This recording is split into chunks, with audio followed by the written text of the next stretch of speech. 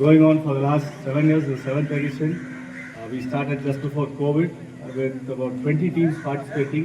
We're very happy that we have about 48 teams today participating in this edition of the league. Last year, it was a very tough championship, and congrats again to the winners of last year, TVS Motors, and the runners of M-Class.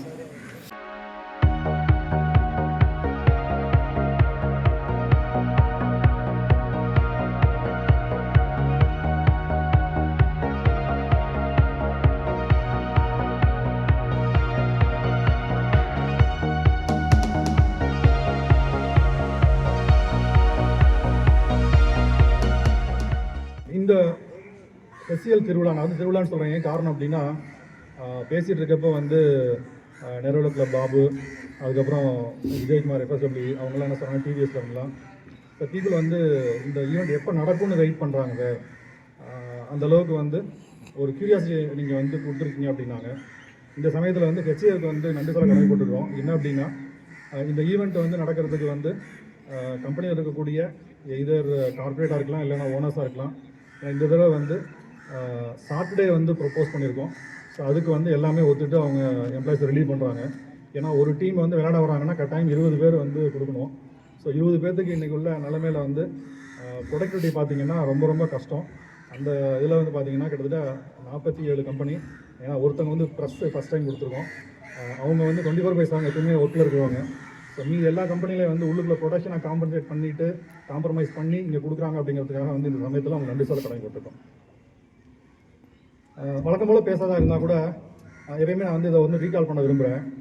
So ஏன் இந்த event பண்ணணும் அப்படின்னு பார்த்தீங்கன்னா, இன்றைக்கி வந்து எப்பயுமே ஹெச்ஏல வந்து முதல் டாபிக் எப்போ நாங்கள் மீட்டிங் ஆரம்பித்தாலும் பேசுகிறது வந்து என்னென்னா ஆள் பற்றாக்குறை. இன்றைக்கி வந்து ஹொசூருக்கு வந்து எழுதி நடக்க வந்தால் போதும் வேலை கொடுக்க ரெடியாக இருக்காங்க. அந்த அளவுக்கு வந்து கிட்டத்தட்ட 1 லட்சம் பேருக்கு மேலே ஆட்கள் தேவைப்படுது.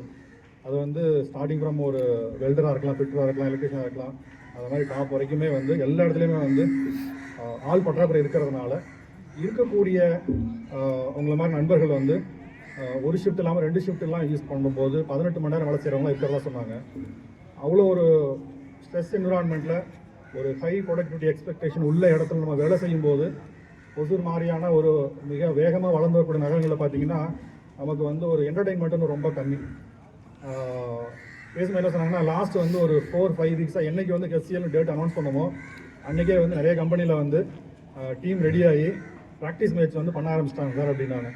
அது ரொம்ப குறிப்பாக சொன்னதில் வந்து ரொம்ப மகிழ்ச்சியான விஷயம் என்ன அப்படின்னா, அந்த டீமில் வந்து ஹவுஸ் கீப்பிங் செக்யூரிட்டியும் இருக்கிறாங்க, டாப் மோஸ்ட் லீடரும் இருக்காங்க, ஜிஎம் லெவலில் இருக்காங்க.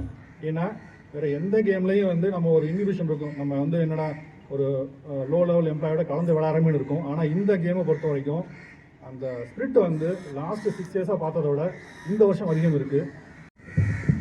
கடைசியில் பேசணுன்னா நம்ம பேசக்கூடிய பாயிண்ட் எல்லாத்தையும் கவர் பண்ணியிருப்பாங்க. பட் இருந்தாலும் I'll try to say something different. First of all, my heartfelt appreciation to all of you for coming together.